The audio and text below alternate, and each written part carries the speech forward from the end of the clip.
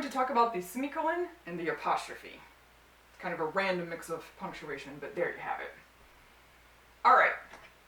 In modern times, we don't actually use a lot of semicolons anymore. This piece of punctuation was more popular a couple of centuries ago, frankly, but we still have it, and it has one very specific use. Alright, my mom's car is red, my dad's car is blue. There's your subject.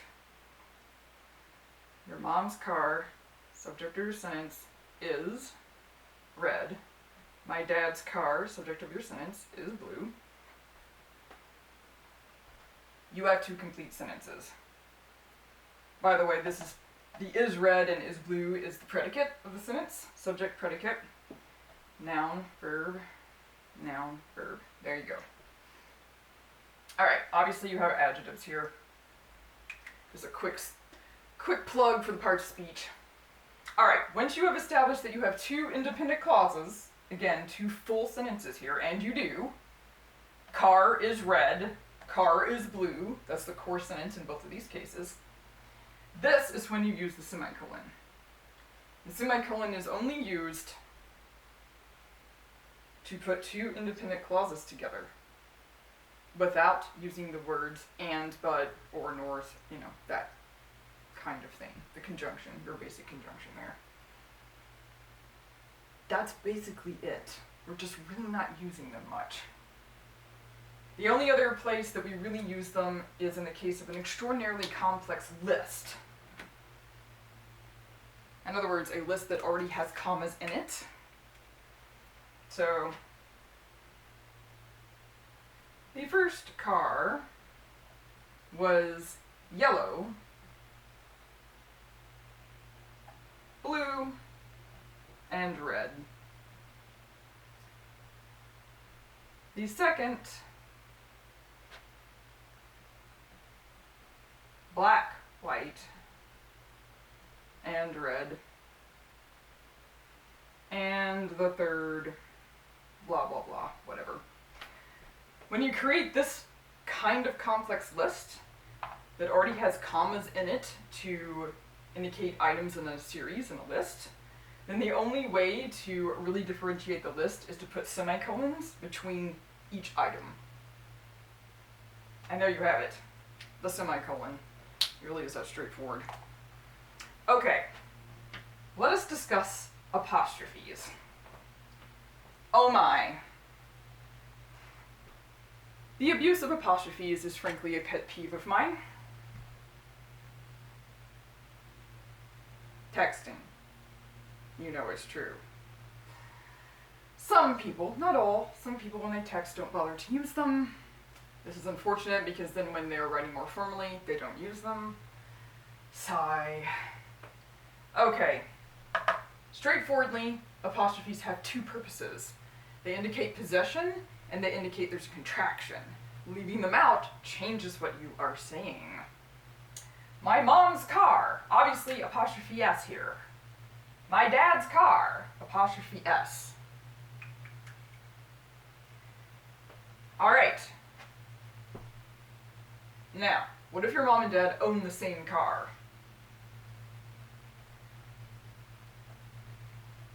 My mom and dad's car, because they both own it, whoever comes second gets the apostrophe S. However, if you are making a combined sentence, Rachel's and Steve's minds were blown. They don't have the same mind. They have two separate brains and therefore two separate minds. As a result, when you made this conjunction here, this compound subject, you have to say Rachel's and Steve's minds. It's not Rachel and Steve's minds. Again, they have two brains, not one. very distinct difference there. You will say something weird, and probably unfortunately funny when you don't need to be funny. Alright.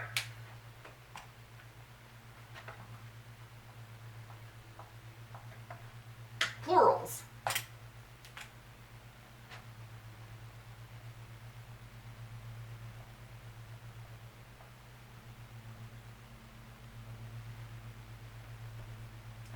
Both of your parents own this car. If the word is already plural, it's S apostrophe. Versus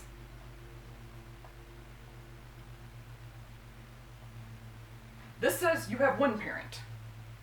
This says you have two. One parent's car, two parents' car. Of course, the English language has a couple of words that are plural but don't end in S, such as men, women, and children.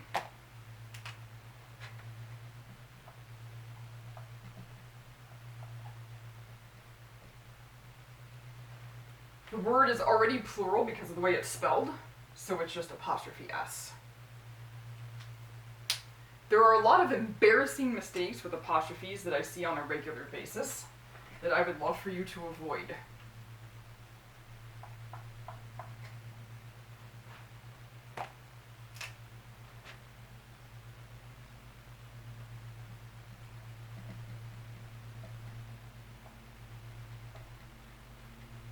No kidding, I saw this on social media last night. It was a sign. The Smiths hot tub. I'm not quite sure what they wanted a sign to announce their hot tub. Whatever. What this actually says right now is a single person whose name is Smith owns a hot tub. That's not what they meant to say, but that's what it says. So I could easily interpret this as the person's first name or last name is Smith, but whoever it is a single person. And it's a hot tub. Granted, we don't normally use Smith as a first name. But it's a weird sign. We can assume anything we want about it, right? What they were trying to say, because they are in fact a family of Smiths,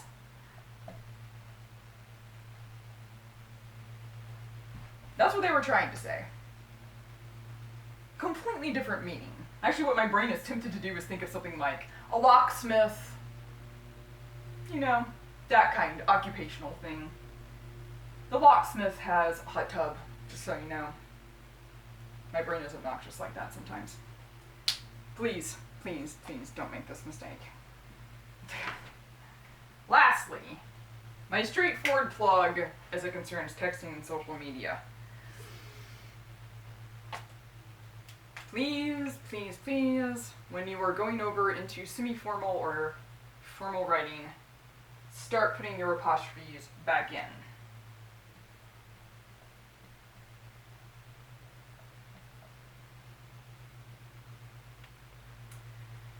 When you do not put an apostrophe in the word won't, and when you do not put an apostrophe in the word can't, you have actually said something that you did not mean to say, and no, it is not necessarily always obvious, depending on what word you've left the apostrophe out of, what you meant to say. Want is a real word. It's pronounced want. He is wont to do that. We don't use it very often anymore. It basically means likely. He's likely to do it. He's wont to do that at times. Can't. That means to tilt. She canted her head. Not what you meant to say. Also, we have this one. Oh yes, that's right. It's versus its. This its is possessive. This its means it is. Now this is just one of those random things that they decided to make a rule for. Because really, all possessive words should have an apostrophe. And all words that are contractions should have an apostrophe. But because they wanted to tell these two words apart from each other, they just made a random rule that is an exception. So this it's is the possessive one. When you are proofreading a paper or whatever else you're working with, just slow down and take the contraction out. Make yourself say it is every time you see an apostrophe. Every time you see an apostrophe in this word, say it is inside your head. If it changes the meaning of your sentence to something you did not intend, then you need this one instead. It's the easiest fix I've ever come up with. Also, do not necessarily trust Microsoft Word's grammar checker. It is an algorithm, and it is not always right. In fact, sometimes it's terrifyingly wrong. Terrifyingly wrong. All right. Oh, wait, no. One more thing.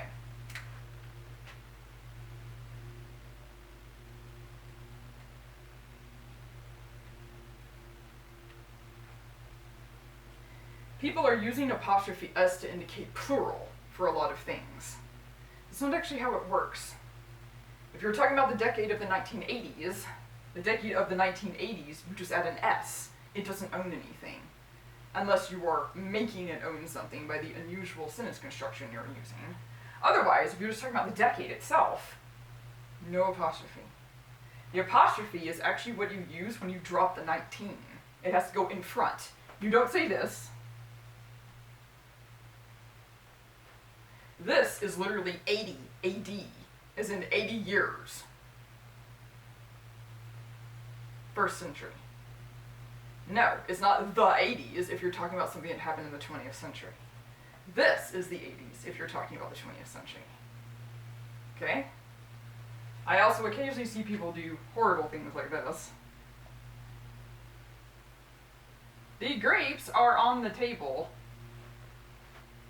Grapes cannot own the verb to be. This is impossible. Please, oh please, do not make things plural by using an apostrophe s. It's for possession. Even if you have to think to yourself, demon possession, whatever it takes, have a horror movie moment. But remember, you're not going to make it plural by adding an apostrophe s. No. Okay.